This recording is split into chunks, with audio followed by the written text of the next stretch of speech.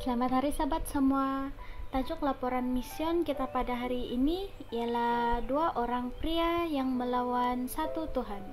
Ia mengisahkan Niang Muang yang kini 21 tahun. Dia tidak bisa berbahasa Inggris dengan baik, dia tidak mempunyai banyak teman, dan dia harus berjalan ke sekolah dalam kegelapan.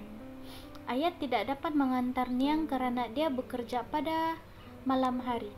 Ibu harus tinggal di rumah bersama adik perempuannya yang kini masih bayi. Niang berdoa sebelum meninggalkan rumah. Ya Tuhan, tolong bantu saya untuk bisa bertahan di sekolah pada hari selanjutnya. Bantu saya agar tidak mendapat masalah dengan guru. Jaga saya saat berjalan ke sekolah. Niang memakai beg galasnya yang berwarna hitam dan melangkah keluar ke dalam jalan yang gelap. Jika dia mengambil jalan pintas, dia bisa tiba di sekolah dalam hanya 10 menit. Tetapi dia harus berjalan melewati beberapa gedung apartemen dan melewati hutan untuk sampai ke sekolah. Bisa saja dia akan bertemu dengan beberapa budak sekolah di sepanjang jalan dan menemaninya. Saat Niang berjalan melewati hutan, dia tidak melihat anak-anak sekolah di jalan itu. Udara begitu tenang, pohon tampak seperti bayangan gelap. Tiba-tiba dua pria berbadan besar muncul di hadapannya. Salah satu dari mereka memegang sesuatu yang terlihat seperti beg kain yang berwarna putih. Beg itu kelihatan kosong. Pria itu menghulurkan beg itu kepada Niang. "Hei, bisakah kamu memegang ini untuk kami?" Pria itu bertanya. Niang berpikir itu pertanyaan yang aneh. Dia berhenti dan mundur beberapa langkah, tetapi pria-pria itu maju beberapa langkah ke depan. Niang melihat sekeliling dengan rasa khawatir, berharap agar anak-anak lain pergi ke sekolah mengikuti jalan pintas itu. Namun dia tidak melihat sesiapapun. Dia menatap kembali kedua pria itu. Badan mereka tinggi dan besar. Dia pendek dan kecil.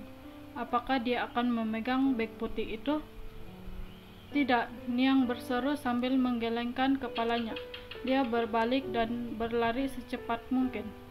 Kedua pria itu terkejut dan mengejarnya. "Jangan lari," tetapi Niang tidak berhenti. Dia takut. Dia pernah mendengar cerita mengenai anak-anak yang diculik. Dia tahu bahwa kedua pria itu dengan mudah dapat menangkapnya. "Tuhan, tolong bantu saya, tolong lindungi saya," Niang berdoa. "Jika saya melakukan sesuatu yang salah, mohon ampuni saya." Dia mendengar suara bahwa kedua pria itu masih mengejarnya. Tidak lama kemudian, dia tidak lagi mendengar suara yang mengejarnya. Dia pun berhenti sejenak. Jantungnya berdebar. Kemudian dia mendengar suara anak-anak sekolah mengambil jalan pintas ke sekolah. Niang merasa aman dan dia bisa jalan ke sekolah bersama dengan anak-anak sekolah yang lain. Dia mengikuti ketiga anak yang lebih muda menuju ke sekolah. Ketika dia melewati tempat di mana kedua pria itu berdiri, kedua pria itu sudah tidak kelihatan. Mereka sudah hilang. Niang menarik nafas lega. "Ya Tuhan, terima kasih karena telah melindungi saya," dia berdoa.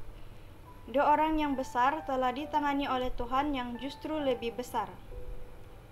10 tahun yang lalu, persembahan Sabat ke-13 dalam membantu anak-anak pelarian seperti Niang untuk pindah dari sekolah negeri ke sekolah gereja Masehi Advent hari ke-7.